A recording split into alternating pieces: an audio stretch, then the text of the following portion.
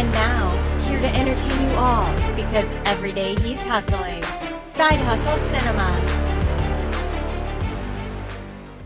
Welcome back to the channel, Side Hustle Cinema here. Thanks for clicking on the video. Today we got episode 7 of the Chucky TV series. This was the setup episode for the season finale next week, and man was it good. There was a lot of cool stuff that went on in this one, and it looks like we are in for a huge season finale episode. It's going to be, I think it's going to be really good. So does Chucky kill anyone in this episode? Does he add to the kill count? Or does he finally talk one of the kids into killing somebody?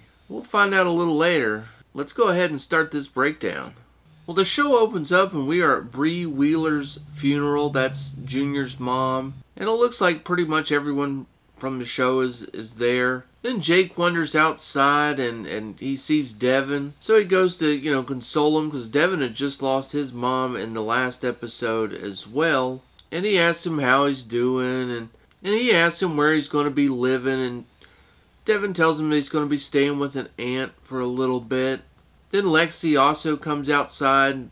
She gives Devin a big hug as well. But then Junior makes his way outside, and he's all ticked off and angry, coming with a full head of steam. He starts pushing Jake, blaming him still for, everything that's happened. And he ends up punching him. Must not have been a very good punch because Jake took it pretty good. And then Junior's dad stepped in and sort of broke it up. That's when the red car pulls up.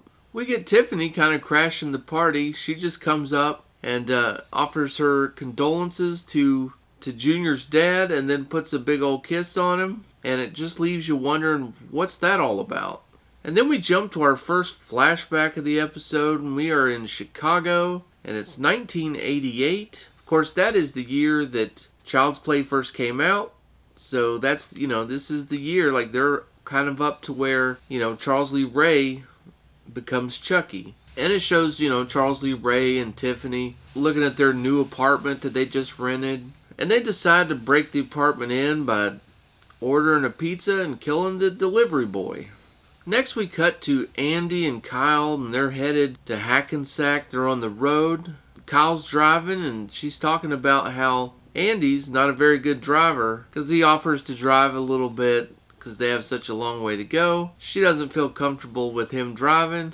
It was kind of funny. So they pull over to a gas station, and, Kyle goes in. She ends up grabbing some smokes while Andy's filling up the tank. And they're getting ready to go, and Andy goes ahead and gets into the driver's seat, but then he leans over and locks the door.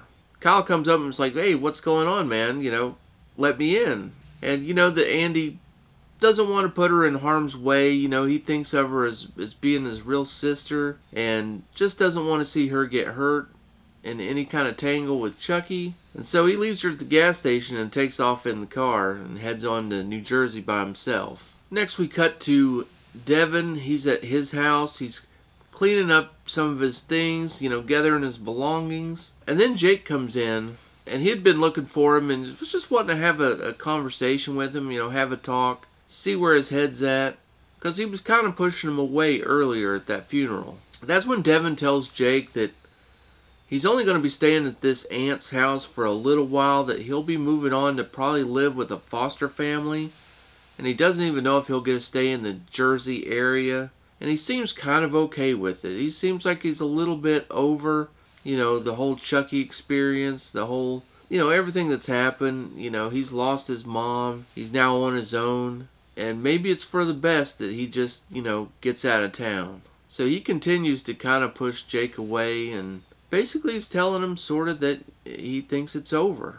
Jake actually takes this a whole lot better than I thought he would. I think he's in a little bit of denial, though. Next, we cut to a scene of Junior questioning his dad about who that lady was at the funeral. And he basically tells Junior, I don't know who that was. Must have been a friend of your mom's. You can tell Junior doesn't really quite believe him, though. Then Junior goes upstairs, and as he's closing his bedroom door, you see Chucky sitting on the edge of his bed, and Junior starts to walk over toward Chucky. Now this I actually had kind of a problem with. Up until this point, Junior has not believed the whole Chucky is alive and killing people and doing all these horrible things. And people have told him, Lexi his girlfriend, Jake his cousin, Devin his friend.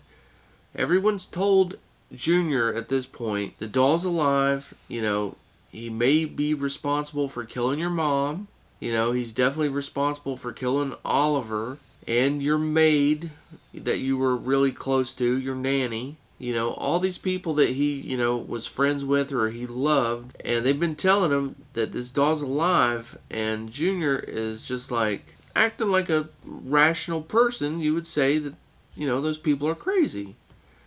But then when you see Chucky's real, like he's moving, talking, that he's, really a person in a doll's body, wouldn't that kind of make you now believe all their stories? So that to me was a big, I had a problem with that. I didn't see how this made any sense to me at all. I can forgive a lot of, movie logic, TV show logic, but I don't know, man. I'm having a hard time swallowing that pill. That's a tough one. I did see this coming where Junior sort of turns to the dark side and possibly partners up with Chucky. I just didn't see it happening quite this way. I thought it would be more of a situation where, Junior is so enraged, and has a hatred for all the other people, that are in his life, and that Chucky would sort of, be the lesser of two evils in this situation. But that's not really what this is, and it's kind of hard to believe that even Junior would kind of go along with Chucky at this point. But, I'm going to let it go because it's kind of cool.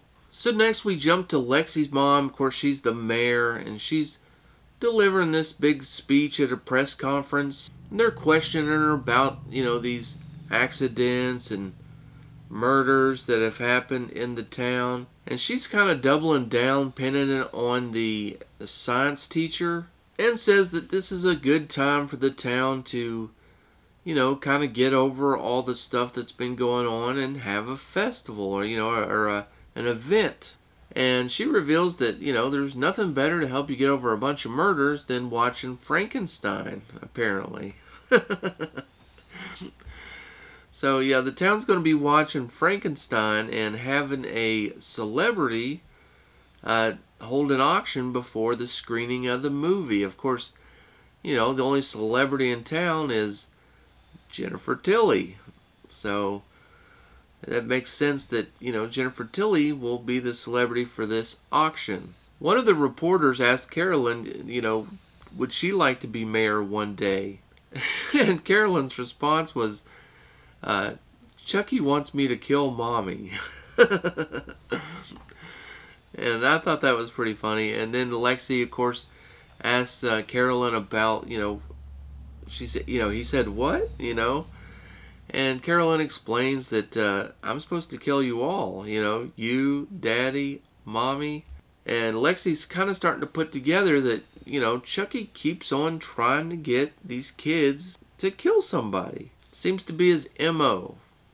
And they're starting to put the pieces together. Speaking of which, we jump back to Junior's room, and we see Junior and Chucky having a heart-to-heart conversation. And he's working him hard, trying to convince him that, that someone needs to die, and that Junior's just the guy to do it. Of course, Junior goes back and forth about, I'm not really a killer, I don't know if I can do it. And then, of course, Chucky uses that against him, says that Jake said the same thing, and you're better than Jake. Well, Junior ends up picking up the butcher knife, and kind of looking at it. And, you might have potentially another killer on your hands. Next, we cut to Jake, and he's decided, that he doesn't like the situation he's in. His uncle's drinking all the time. Junior hates him. He's already punched him in the face. And Devin's leaving, so what's there left for him in this town? He might as well hit the bricks, get on out of town himself. So he's going to run away. He grabs some cash out of his uncle's wallet. and he's headed to the bus station. Next we see Devin, and he's still packing up, but then all of a sudden he kind of stops, thinks about things for a second, and realizes, you know what, maybe there's one angle I didn't quite cover. So he pulls out the paper, that he'd pulled off the wall earlier, and it's got, it's a picture of Charles Lee Ray's boyhood home, and it's right there in Hackensack. He doesn't know that Tiffany just repurchased that house, and that, Nika's held up in there, and that's where Tiffany's staying. So he doesn't know all this, but he's like looking at this paper, and he decides, you know what, I gotta cover all the bases before I, have to go away. And he goes to investigate, grabs his taser. He's going to check it out. So then we go back to another flashback of 1988. And Tiffany just comes home and finds out that Chucky has been killing on his own. And she's not happy about it. She says that that's their thing, to kill people together. And that he's been killing people on his own too much lately. Pretty much setting up the whole, Chicago Strangler, Lakeshore Strangler sort of thing that was going on. Well, Charles Lee Ray, puts on his coat. He's going to get out of there because they're pretty much fighting. And I have a feeling that this is pretty much going to be the lead up to the night where possibly he turns into Chucky for the first time. Not quite sure. I'm just taking a guess on that one. But I think at some point in the next episode, that's what we're going to get. We're going to get the flashback where, he becomes Chucky for the first time. Then we go to, present day, and we're back at Junior's house, and all of a sudden Tiffany pulls up, and she's starting to come toward the house, and Junior kind of confronts her. She's brought some Swedish meatballs, says that it's his dad's favorite, and that, a family needs a woman looking after them. She's basically planting the seed in Junior's mind that his dad is already replacing Mom, and that, Tiffany's going to be that one to do it, and that this was a plan that, had been in place for a while, possibly, when all she's really doing is just trying to get in Junior's head and push him over the edge so that he'll pull off Chucky's plan. Next we got Jake. He's at the bus station, and all of a sudden, he sees a guy walk in, and he's carrying a good guy doll. So he starts following him, and he's like trying to catch up with him. And he finally stops him and, wants to know, where's he taking that good guy doll to? Well, the guy wasn't going to tell him other than he was just going to deliver the doll to someone. And Jake offers him all that cash that he took from the wallet and wants to buy the good guy doll from, this delivery guy. He ends up giving him a nice tip to find out where the doll was going to be delivered to. So he's got the address, and now he needs to check this doll and see if it's possessed or not. So he starts beating the crap out of this doll, and I guess comes to the conclusion that this one is not possessed, or else it would have came to life and said something by now. So next we go back to Devin, and he's on the streets now, and he's just outside the boyhood home of Charles Lee Ray. And he's got his flashlight out, and he's doing some investigating, and all of a sudden he hears someone calling inside the house, help me. So he breaks a window, he goes in to see if he can help this person out. He sees a girl, Nika, tied up in a chair, bound and gagged. He starts to free her up. And once she's free, of all of her, once she's untied and free, she sees that he's left his bag unattended with the taser in it. She asks for some water, and while Devin's over there getting her some water, she grabs the taser and stands up. She's no longer Nika, she's back to being Chucky. Now, how long this had been going on, I don't know. I think she was definitely Nika for a while. I do believe that. It's a little bit fuzzy as to what exactly is going on. We'll get to that in just a second, though. So she ends up tasing Devin and ties him up to the chair. And she, of course, tells him that, her name's Chucky. Sometimes it's Nika, but right now it's Chucky. So this is a little bit confusing to me as well.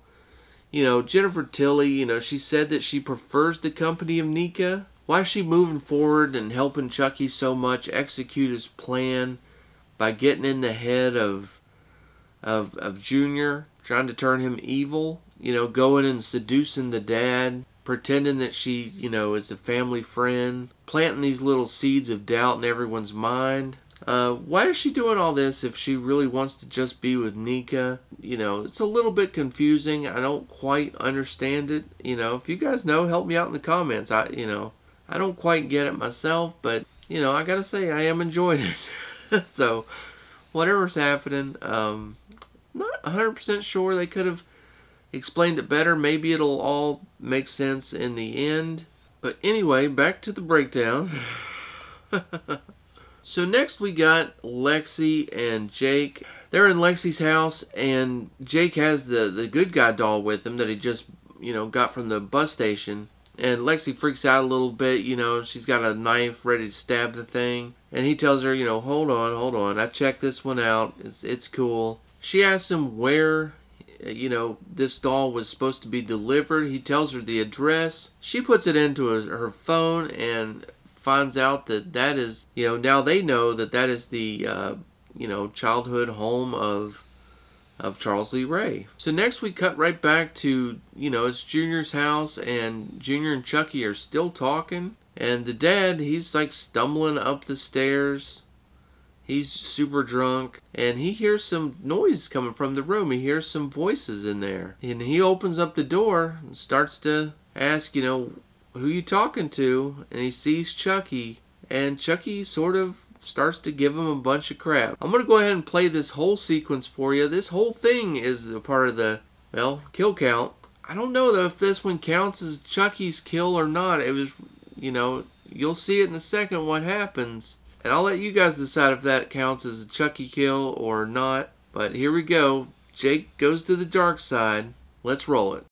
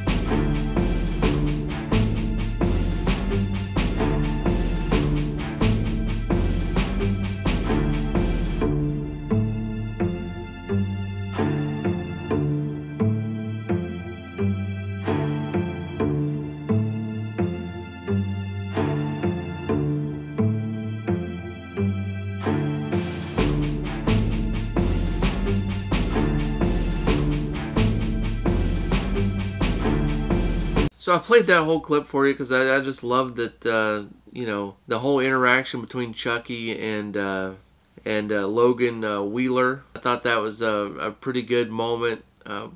Probably my favorite part of this episode. And yeah, so, you know, I don't think that counts as a Chucky kill, honestly, because, you know, that was Junior's kill, because obviously him killing his dad was Chucky's plan. He needed a kid to kill, you know, someone. He needed to get someone to kill for him. Because doing that obviously started to trigger all these other dolls to come to life, including the one that's in Lexi's house with her and Jake. So I don't know that we can put it on the board as an official Chucky kill, but it was still really entertaining.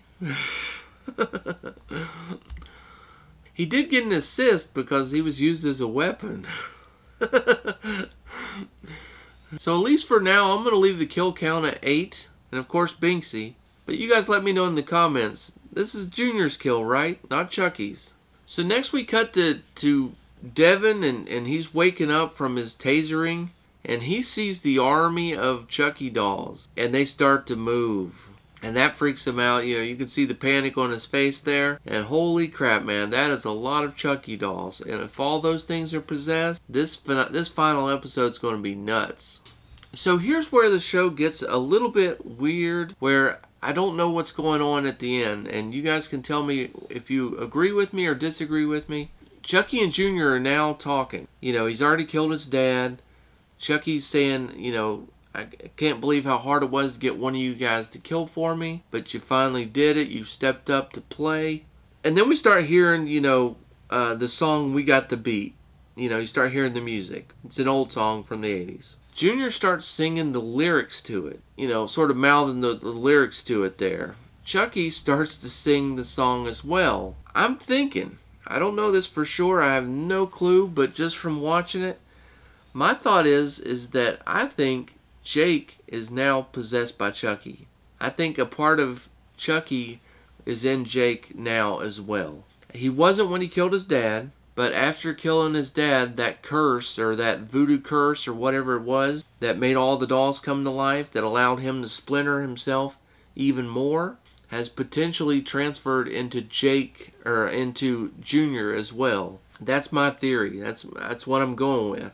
I might be wrong. I've been wrong before, but you know, that's what I'm thinking is going on. You guys let me know in the comments if you believe that to be true or not. You know, they're acting super, you know, calm now. Like Junior's not freaking out at all. He's super calm. They actually hide the body in a closet, and they're looking out the window, and they see Andy Barkley. He pulls up, and he is at the front door. And that is pretty much where the episode ends. That finale is going to be fire. It's going to be awesome. You know, you got Junior, you got Chucky in the house, Andy's at the door. Junior, I think, possibly could be possessed by Chucky. You've got Chucky is back in the forefront of Nika, so Chucky's back in charge of Nika. And you've got this army of Chucky dolls. And they're all moving and acting and ready to go. I mean, they're ready to kill. And Devin's right there in the middle of them. And you've got Lexi and Jake alone in the house with another doll that's, you know, now got a knife. And they want to make it to their friend Devin, help him out. And there's just not enough good guys here. Well, there's a lot of good guys, but there ain't enough, you know, the heroes to get this job done. It's going to be interesting to see how it turns out. Maybe Kyle shows up. Maybe, you know, maybe she gets a hold of a ride and ends up pulling into town too. Who knows? What role does Tiffany play in all this? Are we going to see any more from this biology teacher? Is something going to be going on with her? Who knows? Well, we only got one episode left, so we'll find out, and I will show and tell you guys all about it next Wednesday when we do, you know, when I do a breakdown on the finale. So that's going to do it for today's episode. I hope you guys enjoyed it. If you did, please hit that like button. And if you are unsubscribed to the channel, do me a favor and subscribe. And as always, stay safe, have fun, keep watching those movies. And I'll see you next week for the finale of Chucky.